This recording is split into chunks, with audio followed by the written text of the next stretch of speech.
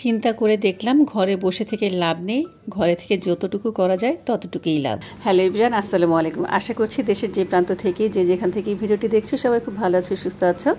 আলহামদুলিল্লাহ আমিও তোমাদের দয়ায় অনেক ভালো আছি। বরাবরের মতো আমার চ্যানেল সামিরাস লাইফস্টাইল ব্লগ থেকে আমি সামিরা তোমাদের সবাইকে অনেক অনেক শুভেচ্ছা ও ভালোবাসা জানিয়ে ঢাকা থেকে আজ নতুন আরও একটি ডেইলি ব্লগ উপস্থাপন করছি। আশা করছি আজকের ভিডিওটা তোমাদের খুব ভালো লাগবে। আজ হচ্ছে বৃহস্পতিবার আর এখন হচ্ছে সকাল 9:30। আজকে কিন্তু হাতে ভাজা পরোটা বানিয়ে খাচ্ছি। অবশ্য আমি পরোটা বানাইনি, আমার বোনের আসছিল, ওরাই বানিয়ে দিয়েছে।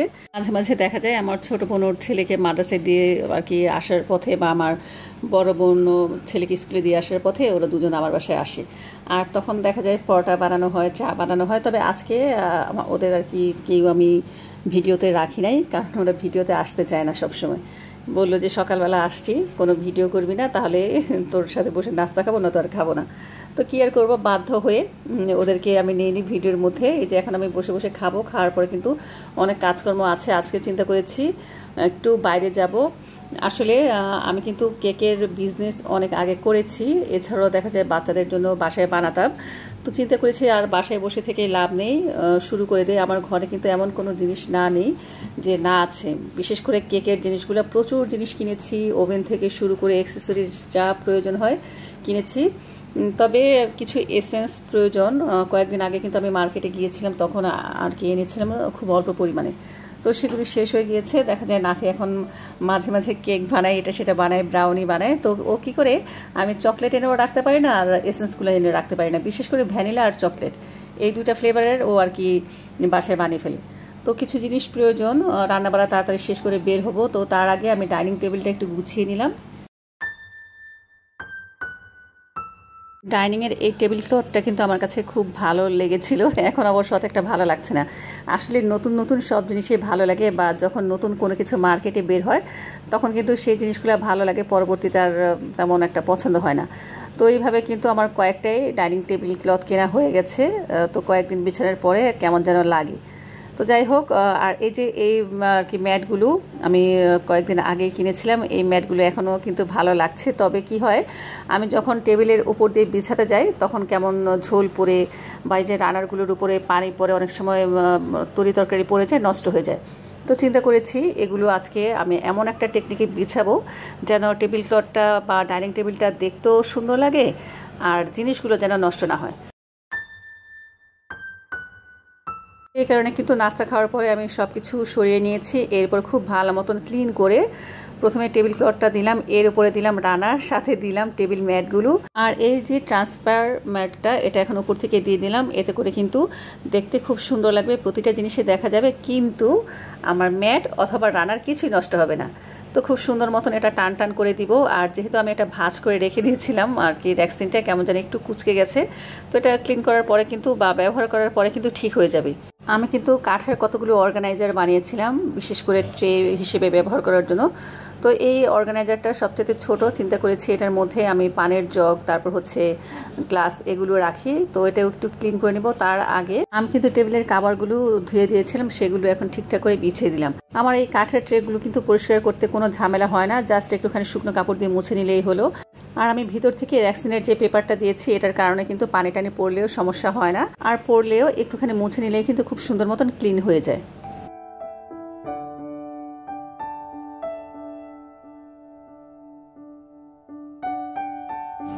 ট্রের উপরে রাবারের এই কাজটা আমার মনে হয় টেবিলের সৌন্দর্যটাই অনেকটাই ফুটিয়ে তুলেছে, আমার কাছে বেশ ভালো লাগে।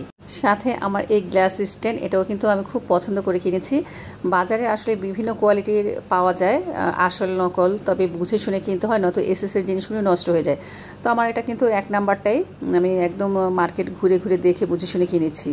এছাড়াও এই যে এসএসের টিস্যু হোল্ডার, এটাও কিন্তু খুব ভালো, অনেক দিন ধরেই ব্যবহার করছি, কোনো মরিচিকা পড়ে না, কোনো জমা ধরে নেই। তো এটা একটু ক্লিন করে নিলাম, এখন টিস্যু বিছিয়ে নেব। আসলে বাচ্চাদের জন্য টিস্যু এনে রাখাই যায় না, কিচেন টিস্যুগুলো তো একদম আনা মনে হয় যে বোকামি, তারপরও লাগে আনি। দেখা যায় কি একটা টিস্যু টান দিতে গেলে অনেকটা পরিমাণে বের হয়ে যায়, আর বাচ্চারা প্রচুর নষ্ট করে। তো এই কারণে আমি এটা আর কি ড্রয়ারের মধ্যে রেখে দিয়েছিলাম, একসাথে 2-3টা করে নিয়ে আসি। তো শেষ হলে আবার রিফিল করে নিই। সাথে কিন্তু আমি ফেশিয়াল টিস্যুর কিছু বক্স, এছাড়াও নর্মাল কিছু টিস্যু পাওয়া যায়, সেগুলো রাখি। সচরাচর দেখা যায় ওগুলি ব্যবহার করা হয় বেশি। তো আমার কিন্তু টেবিলটা খুব সুন্দর মতো গুছানো হয়ে গেছে। আর এই যে আমার ওভেনের যে র্যাকটা আমি বানিয়েছি এটার ওপরে কিন্তু প্রচুর হাবিজাবি রয়ে গিয়েছিল। আর ভিতরের ডয়ারটা তো আমার সোজা কথা ছোটোখাটো একটা মুদিখানার দোকান, ওটার মধ্যে আমি সব কিছু স্টক করে রাখি, যখন যেটা প্রয়োজন হয় সেটা বের করে নিই।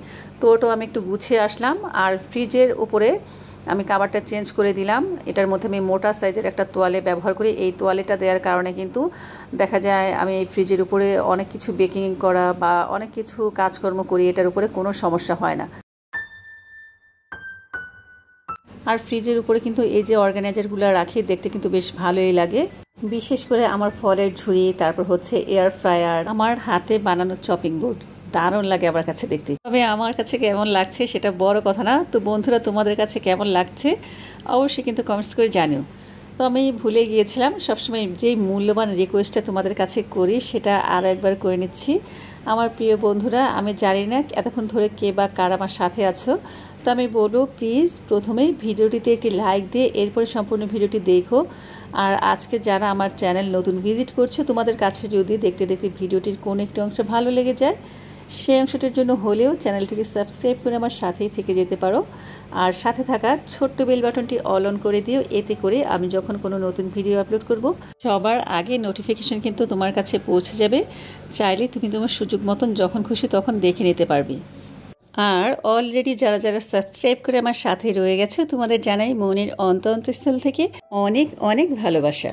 তো আমার কিন্তু ঘরের কাজকর্ম মোটামুটি শেষ হয়ে গিয়েছে অলরেডি, কিন্তু দুপুরের রান্না বাড়াও শুরু করে দিয়েছি।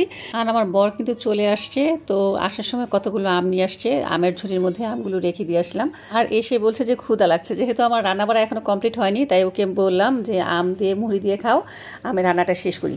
তো এদিক দিয়ে কিন্তু আমি তরি তরকারি সব কেটে নিয়েছি। আর আজকে রান্না করব হচ্ছে পাবদা মাছ দিয়ে ধুন্দুল দিয়ে আলু দিয়ে।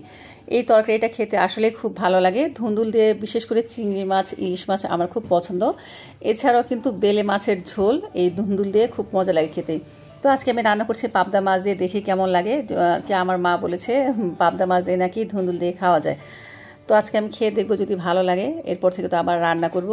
আর আসলে ঈদের পর থেকে তেমন একটা সবজি আমাদের খাওয়াই হয় না, মেয়েরা তো খেতে চায় না, তারপরেও মাঝে মাঝে তো সবজি খাওয়া উচিত, তাই না?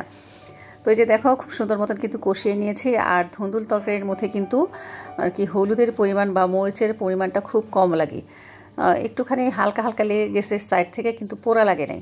তো এরপরে দিয়ে দিলাম পরিমাণ মতন পানি, কারণ পাবদা মাছটা তো এমনি খুব নরম, খুব তাড়াতাড়ি রান্না হয়ে যায়। ধুন্দুলটাও কিন্তু খুব তাড়াতাড়ি রান্না হয়ে যায়।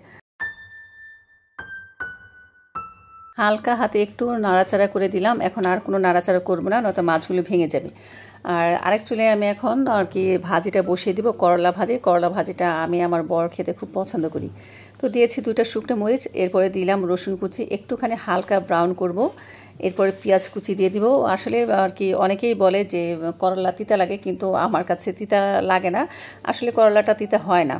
এটার একটা টেকনিক আছে, আমি যেভাবে রান্না করি এইভাবে রান্না করলে কিন্তু কোনো করলা ভাজি তিতা লাগে না, খেতে খুব ভালো লাগে। আর সবসময় কিন্তু করলা ভাজির মধ্যে পেঁয়াজের পরিমাণটা বেশি লাগে, একটু কচকচা হলে সেগুলো খেতে ভালো লাগে। আমি এমনি সচরাচর দেখা যায় যে কোনো ভাজির মধ্যে পেঁয়াজ, তারপর হচ্ছে রসুন, এগুলো একটু ব্রাউন কালার করে তারপরে বাগার দিই, কিন্তু একমাত্র এই করলা ভাজিটার মধ্যেই কোনো ব্রাউন কালার করি না, শুধু শুকনো মরিচ আর হচ্ছে রসুনটা একটু ভেজে নিয়ে পেঁয়াজ দেওয়ার পরেই কিন্তু আমি ভাজিটা দিয়ে দিই। তো এখন দিয়ে দিলাম স্বাদ মতো লবণ, আর একটুখানি আমি পানি অ্যাড করব, এতে করে দেখা যায় খুব তাড়াতাড়ি সেদ্ধ হয়ে যাবে আর তিতাও হবে না। আর আমরা কিন্তু সবাই জানি যে করলা ভাজি করার সময় কিন্তু কখনো ঢেকে দিতে হয় না, তাহলে তিতা হয়ে যায়। তো এক চুলার মধ্যে ভাজি হচ্ছে, ভাত হয়ে গেছে, এখন আমি ডাল বাগার দিয়ে নিব। তো এই যে দেখো ডাল বাগারের জন্য পেঁয়াজ আর রসুন নিয়েছি, ব্রাউন কালার করে নিয়েছি, আর এখন এই যে ডালটা ঢেলে দিব। এই যে শব্দটা হলো, এটার নামই হচ্ছে বাগার দেওয়া। এই শব্দ না হলে কিন্তু বাগারটা ভালো হয় না। দিয়ে দিয়েছি ডালের মধ্যে স্বাদ মতো লবণ। আর দেখো ডালের পাতিলে আমার কি অবস্থা। আসলে ডাল রান্নার সময় বিশেষ করে বা ভাত রান্নার সময় কিন্তু পাতিলে একদম মেসি হয়ে যায়। তো রান্নার পরে যদি একটা থাকে না যে বাজারের যে পাতলা জালি ব্যাগগুলো হয়, সেই ব্যাগ বা এই যে এই ধরনের পাতলা শপিং ব্যাগগুলো, এগুলো কিন্তু আমি সবসময় রেখে দিই এভাবে পাতিল টাতিল মোছার জন্য। তো রান্না করার পরে যদি এভাবে আমরা মুছে নিই খুব সুন্দর কিন্তু দেখতে লাগে পাতিলগুলো, মনে হয় যেন একদম ধোয়া মোছা, কোনো রান্নাবাড়া এটার মধ্যে হয়নি। তো আমার রান্নাবাড়া কিন্তু একদম কমপ্লিট, এখন ভাত খাবো। এরপরে আগে বলেছিলাম আজকে একটু বের হব, কিছু কেনাকাটার প্রয়োজন আছে, কারণ নতুনভাবে কাজকর্ম করতে গেলে দেখা যায় অনেক জিনিসেরই প্রয়োজন হয়। তো চলে আসছি নিউ মার্কেটে, আর এখন ঘড়ির কাঁটা প্রায় 5:30টার মতো বাজে, আমরা আসছি 5:15টার দিকে। তো আমি সবসময় যে দোকান থেকে জিনিস কেনাকাটা করি এসে দেখি দোকানটা বন্ধ। কেন বন্ধ রেখেছে জানি না, পরে অন্য দোকানে গেলাম। আসলে ওই দোকানে গেলে আমার তাদের কোনো কিছুই বলতে হয় না, জাস্ট আমি লিস্ট বলি, তারা সেই অনুযায়ী প্রোডাক্টগুলো বের করে দেয়। তো যেহেতু আজকে অন্য দোকান থেকে নিচ্ছি, সব জিনিস দেখে শুনে বুঝে নিতে হয়, কারণ নকলের এখন ছড়াছড়ি। তো আমি স্মেল শুকে শুকে সবগুলো জিনিস দেখার ট্রাই করছি। তো আমার কাছে কেন যেন ভালো লাগছে না, মনে হচ্ছে আমি সবসময় যে জিনিসগুলো নেই বা যেমন একটা ফ্লেভার আসে সেই ফ্লেভারটা পাচ্ছিলাম না। অনেক কিছু নেওয়ার ইচ্ছে ছিল, কিন্তু ওই ভাইয়ার দোকানটা খোলা না পাওয়ার কারণে অল্প কিছু জিনিসই নিয়ে গেলাম। আর নিউ মার্কেটে আসছি, ফ্যান্সিতে আসবো না এটা কি হয়? মেয়ে মানুষ বলে কথা, প্রয়োজন না হলেও প্রয়োজন হয়ে যায়। তো এখান থেকে টুকিটাকি কিছু জিনিসপত্র কেনাকাটা করলাম, আর এখন প্রায় সন্ধে হয়ে আসছে, বাসায় চলে যাব।